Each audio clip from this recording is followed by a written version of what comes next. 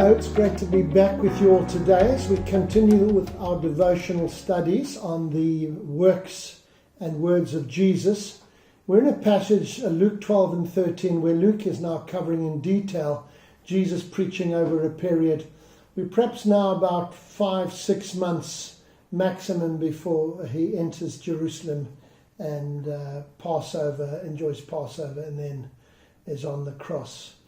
The passage I want to speak today is where Jesus in Luke 13 gives a parable and doesn't explain it. Let me read the parable first. Luke 13, verses 6 to 8. Then he told this parable: a man had a fig tree planted in his vineyard, and he went to look for fruit on it, but did not find any. So he said to the man who took care of the vineyard, "For 3 years now I've been coming to look for fruit on this fig tree, and haven't found any. Cut it down. Why should it use up the soil?"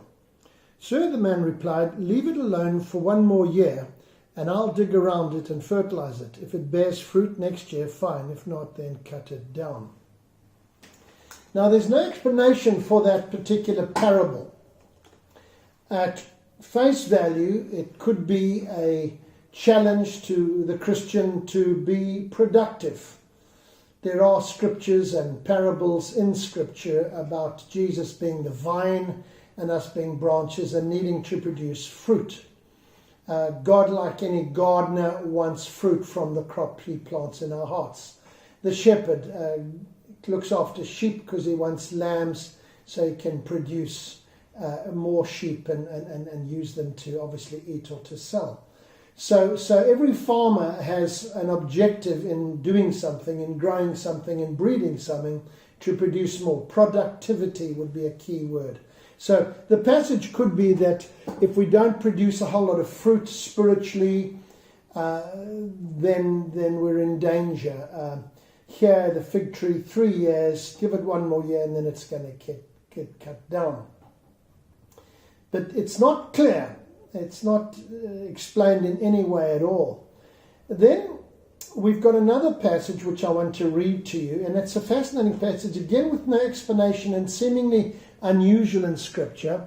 It's Matthew 21, and then it goes from verse 18 to 22. Matthew 21, 18 to 22.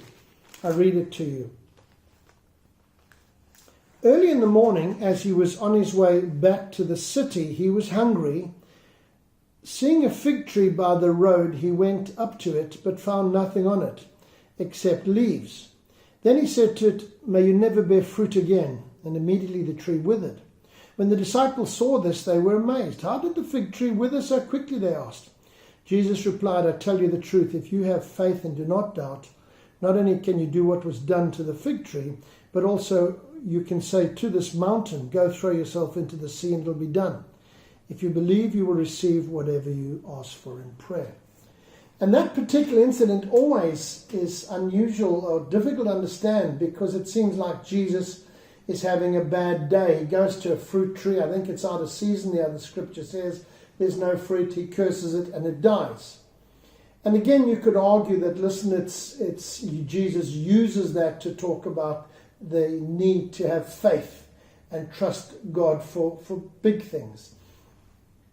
But again, it's difficult to understand that why did Jesus just curse the fig tree?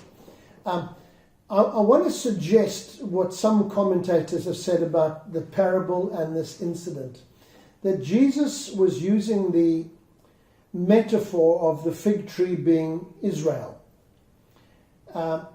Because in the parable, there's a time scale. If you're just wanting to talk productivity, why do you mention 3 years of a fig tree not producing any, and then the last year to give it 1 more chance?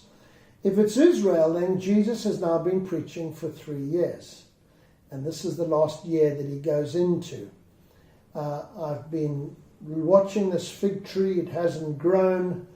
We're going to cut it down. We'll give it 1 more chance. And then in the last few weeks of his life, when he's around Jerusalem, he curses a fig tree, and it withers and dies without any explanation why he did that. And then I'm going to read one other passage in Scripture which is also in Luke's Gospel. So it's in Luke chapter 13, the very same chapter in which he's given this parable. And we look at that. So Luke 13, towards the end of that chapter, he approaches Jerusalem. And in verse 34, he says, "O Jerusalem, Jerusalem, you who kill the prophets and stone those sent to you, how often I have longed to gather you, your children, together as a hen gathers her chicks under her wings, but you were not willing. Look, your house is left to you desolate. I tell you, you will not see me again until you say, blessed is he who comes in the name of the Lord." So as Jesus is approaching Jerusalem towards the end of his life, he sees the city and he says, "I'd long to have gathered you as a hen gathers its chicks, but you would not. Henceforth your city is desolate." And he's referring to the destruction of Jerusalem some 30, 40 years later in the life of that generation.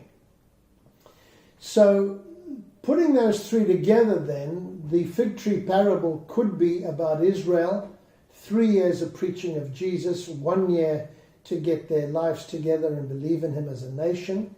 Secondly, when they haven't done that at the end of his ministry, he curses the fig tree. And then in Luke 13, at the end of this particular chapter that we're studying, he says, "I'd long to have gathered you, but you would not. Henceforth your city is going to be destroyed." The effect of the curse of the fig tree.